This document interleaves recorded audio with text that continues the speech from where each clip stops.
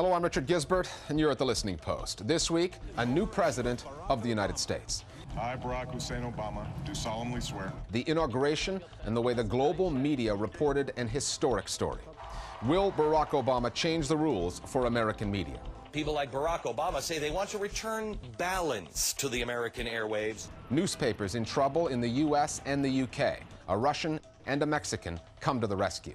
And the new administration's 100-day to-do list. Barack Obama has said he would close Guantanamo and end torture. Welcome back. When the first U.S. presidential inauguration ceremony took place almost 220 years ago, there were no cameras there. When Barack Obama took the oath this past week, the event was transmitted via satellite, and he grabbed airtime, headlines, and opinion pages around the world. Despite its ancient roots, the inauguration ceremony provides news networks with a perfect piece of television, an historic event, as well as a central figure whose every move the world will be watching. But did the media get the story right? Does the dominant narrative of hope, change, and the start of a new era actually square with the facts? And what will an Obama administration mean for the media in the U.S.? This week, The Listening Post is largely devoted to the arrival of the new president and how media inside and outside the U.S. deal with the story. Our starting point, the speech and the coverage of one of the biggest television events in history.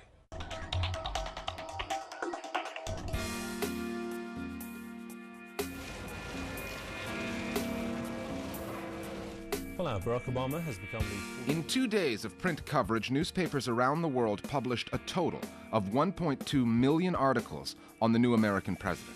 Over one 24-hour period, the global radio and television coverage combined added up to 20 million minutes. An incredible atmosphere here, John. To watch it all would have taken someone more than 38 years. At one stage, the combined global electronic media were reporting the event 33 times per second. Inauguration of Barack Obama. It was a big story. In terms of media output, the biggest ever. I think they were feeding a demand, and I think part of that is because the historic nature of the presidency, of the election of Barack Obama taking the oath of office, is so palpable and such a massive shift that everyone kind of wants to have a piece of it. Kenyans from all over the country have come here to watch the swearing in of President Obama. I think the news networks are all kind of responding to that demand. However, the media were reporting more than the story of power changing hands. The story was laced with the kind of symbolism and imagery the media feed on. The tone has been, excitement, probably over-excitement, but to see people of every race and creed really enjoying one another, enjoying the moment. I think that's a story that the media wants to tell, but I think people are certainly pushing it beyond the reality, and you've seen that in the coverage. Arab media have been rather riveted by Obama's meteoric rise to power and prominence. I think what was very interesting is how they were fascinated by the fact that Obama unabashedly was sworn in using his father's name as a middle name. I, Barack Hussein Obama, do solemnly swear. The Arab world thrives on symbolism, so the symbolism of this inauguration didn't escape Arab media and audiences. In the Arab world, the inauguration was a big story, but not the only one. The Arab Economic Summit in Kuwait was high on the Arab news agenda. And although European media share much of the American media's excitement over the Obama story, Arab media, which noted the new president's glaring silence over the war in Gaza, seem less convinced by the promise of change. When President Obama, in his speech, reached out to the Muslim world, it was viewed very positively. To the Muslim world, we seek a new way forward based on mutual interest and mutual respect. But analysts who are still hoping for more balanced and palatable policies than those rammed down people's throats by the Bush administration are under no illusions that there'll be earth-shattering changes concerning the Middle East and the Arab world, and the media definitely reflected that. تتوقع بأن العراق في ظل حكم أوباما لأمريكا سيكون أكثر هدوءا أكثر استقرارا يقترب إلى الاستقرار والهدوء النسبي نوعا ما؟ Non-Americans watching U.S. coverage picked up on how most of the U.S. mainstream media covering the departure of the most unpopular president in the country's history still reflexively defend the office. Not just Fox News, that's to be expected, but even MSNBC, considered liberal in the U.S., seemed shocked when the huge Obama crowd booed George Bush. That's a surprise. We are hearing some booing, and that is a surprise. Bad form here. That is not what I expected. Perhaps Bush's last-minute media charm offensive, all those exit interviews, I'm sorry it's happening, of course. the farewell press conference, Why did the financial collapse have to happen on my watch? the televised address. You may not agree with some of the tough decisions I have made. Perhaps they worked. I think in the last couple of weeks you've seen a real turn to try to reshape the idea of 9/11. Our nation is equipped with new tools to monitor the terrorist movements. Mostly they've used this idea that America has stayed safe since 9/11. They failed to mention that 9/11 happened under the Bush administration's watch. We started to see these rumblings of sort of contrarian, pro-Bush talking points creeping into the media as ways of saying, well, he wasn't all that bad. And I can tell you, he really is a gentleman. The most egregious example of that is a cover story in Newsweek that essentially defended Dick Cheney's and George Bush's torture regime. That was the most egregious example of a mainstream outlet essentially trying to sort of revive or endorse one of the worst legacies of the Bush administration. Fox News, pro-Republican and still the most watched U.S. 24-hour news channel, also did its bit. All the U.S. news networks showed the ex-president leaving Washington. Only one, Fox, was live for his return to Texas. And the channel wasn't waiting for historians to rewrite the Bush legacy. This is just one example. He was well liked, I've been given to believe, by everyone in the military. On the contrary, polls have shown that more military people disapproved of George Bush than approved of him. And Fox also made mischief when the Supreme Court justice administering the oath to the new president messed up the words. I'm not sure that Barack Obama really is the President of the United States because the oath of office is set in the Constitution. However, Fox News is now operating in opposition, out of step with most U.S. news media on the Obama story.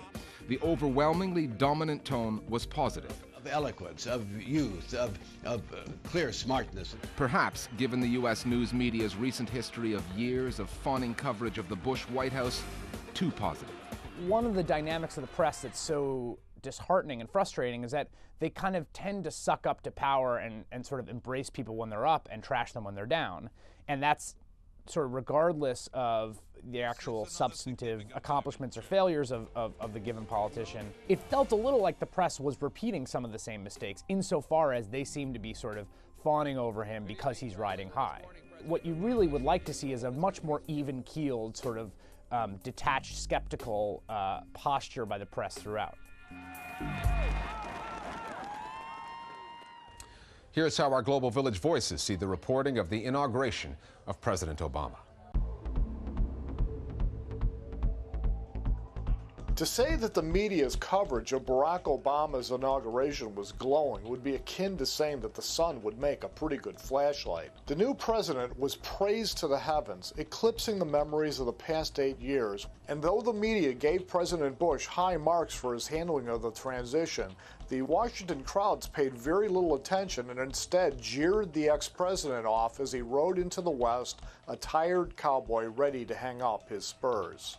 Barack Obama's inauguration was reviewed very favorably in the Western media, particularly where I am in Britain. The speech itself wasn't thought to be, one of the greatest inauguration speeches or even one of the greatest speeches that Obama himself has given. But the general tenor of the coverage in the UK was one of hope and optimism that America has finally found its best self again. Our Global Village Voice platform is designed to give you the chance to weigh in on the media and how it reports the news wherever you are. Just email us at listeningpost@aljazeera.net and we'll find a way to get your comments on the air. Time now for Listening Post News Bites. Two well-known newspapers suffering the effects of a changing media landscape are now turning to some non-traditional sources for new financing. The New York Times has received a $250 million cash injection in the form of a loan. People look at you as the Warren Buffett of Latin America. It comes from the Mexican mobile phone magnate and industrialist Carlos Slim. Forbes magazine calls Slim the second richest man in the world, estimating his worth at $60 billion. The Times is suffering from a drop in advertising revenues and has a $1.1 billion debt to pay. Slim already holds a 7% stake in the paper. The largest shareholder, the Sulzberger family, owns 19% of the company. And former KGB agent turned billionaire Alexander Lebediev has bought the London Evening Standard. The paper was losing millions of dollars a year as more and more readers go online for their news or read free newspapers handed out to commuters. Lebediev already owned a lion's share of Novaya Gazeta, the Moscow-based newspaper which employed Anna Politkovskaya, the journalist critical of the Kremlin who was shot dead in 2006. Lebediev, whose pre-credit crunch worth was an estimated $3.5 billion, has already tried and failed to buy the Times of London from Rupert Murdoch.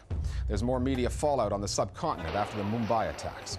Pakistani MPs are seeking a ban on the Indian TV channels that Pakistanis can now watch on their cable systems. Diplomatic relations between India and Pakistan soured after the November attacks, and their respective media industries are both being affected. Recently, Pakistan has been going back and forth on the rules applying to Indian media. In 2007, for instance, Bollywood films that had been banned in Pakistan ever since the 1965 war between the two countries were made legal again. A Nepalese reporter named Uma Singh has been murdered for critical reporting on the country's dowry system. Singh was a local radio journalist living and working in Janakpur in southeastern Nepal, where armed groups are fighting for regional autonomy. Her murder, Singh was apparently hacked to death, has provoked condemnation and outrage amongst journalists, and media rights groups there are demanding that the government guarantees press freedom and security for reporters. A group of more than 20 Chinese lawyers, writers, and intellectuals has made an open attack on the state-owned national broadcaster, China Central Television, calling it a propaganda mouthpiece. In an open letter to the US-hosted Boxun.com website, which is banned in China, the group accuses the network of misleading viewers. It's a subject we've touched upon before here at The Listening Post. Back in June last year, after that earthquake hit Sichuan, CCTV correspondents were seen to report on some less than newsy news items from the quake zone. We're not allowed to get any further in. People here say the small butterflies they see every day are the most beautiful creatures they have ever seen in their lives. CCTV has responded to the criticism by saying that they had done, quote, timely and sufficient reports, unquote, on the Sichuan story, the Tibetan riots, and the ongoing tainted milk scandal. We're back after the break with more on the new American president and hopes and expectations of media reform.